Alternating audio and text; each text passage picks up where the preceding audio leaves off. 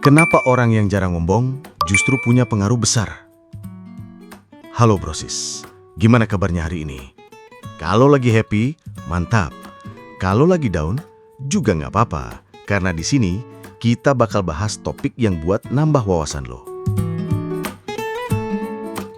Pernah nggak sih, lo ngerasa kayak selalu harus berjuang keras biar didengerin, sementara ada orang lain yang kayaknya effortless banget, gampang menarik perhatian?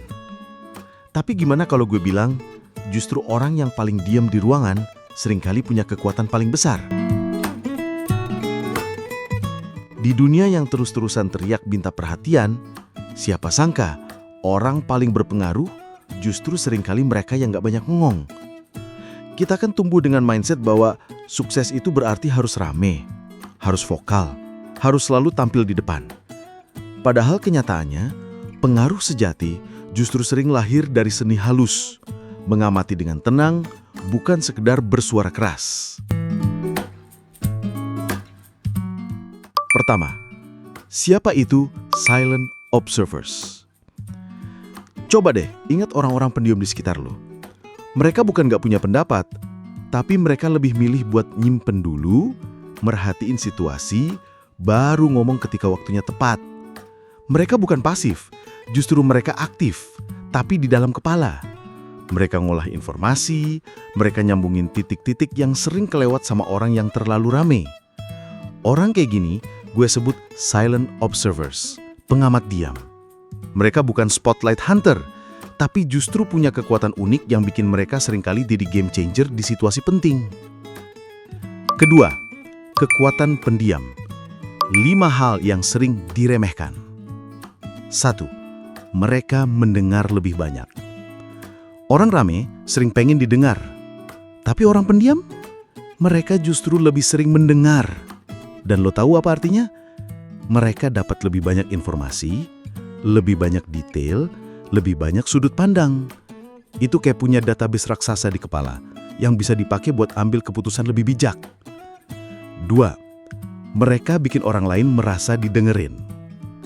Coba bayangin, lo lagi curhat, terus temen lo diem, dengerin, tanpa motong, tanpa buru-buru kasih solusi. Rasanya apa? Lega banget kan?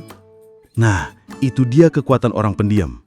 Mereka bikin orang lain merasa valid, merasa penting, merasa dihargai. 3. Mereka mengamati pola yang orang lain lewatin. Karena nggak sibuk ngomongin diri sendiri, mereka bisa ngelek hal-hal kecil, mimik wajah, bahasa tubuh, perubahan nada suara, semua direkam di kepala mereka. Dan itu bikin mereka sering banget bisa kayak baca ruangan, ngerti suasana, bahkan tahu siapa yang bohong atau lagi nggak nyaman. 4. Mereka nggak reaktif, tapi reflektif. Orang rame kadang buru-buru respon, asal ceplas-ceplos. Sementara orang pendiam, mereka mikir dulu, nimbang dulu, baru ngomong. Makanya kalau mereka ngomong, kalimatnya sering lebih dalam, lebih nyambung, lebih kena. Karena bukan reaksi spontan, tapi refleksi yang udah dipikirin. 5. Mereka lebih konsisten dalam tindakan. Lucunya, orang pendiam seringkali bukan tipe yang banyak janji. Tapi kalau udah bilang iya, biasanya mereka serius. Konsistensi ini bikin mereka jadi orang yang bisa diandelin.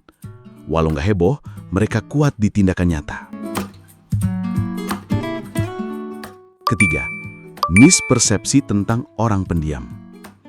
Sayangnya, banyak orang salah kaprah.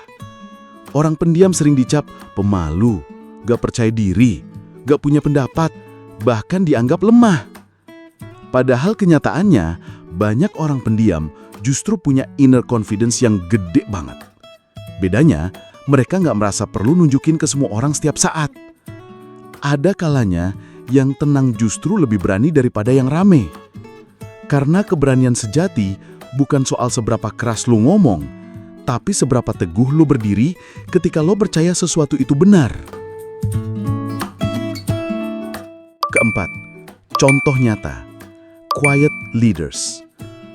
Kalau lo pikir semua pemimpin besar itu vokal dan heboh, coba deh lihat sejarah. Ada banyak tokoh yang dikenal tenang, kalem, bahkan pendiam, tapi pengaruhnya gede banget. Contoh, Mahatma Gandhi. Dia nggak pernah jadi orator lantang kayak politisi, tapi ketenangannya, konsistensinya, dan sikap reflektifnya ngebuat dia dihormati jutaan orang. Atau Albert Einstein. Dia pendiam banget, bahkan nggak suka tampil di depan publik. Tapi pemikirannya mengubah dunia. Jadi jangan salah, diam bukan berarti lemah. Kadang justru di balik diam itulah ada kekuatan luar biasa. Kelima, apa yang bisa kita pelajari? Sekarang pertanyaannya, apa yang bisa lu pelajari dari orang pendiam? Gue kasih 3 poin penting.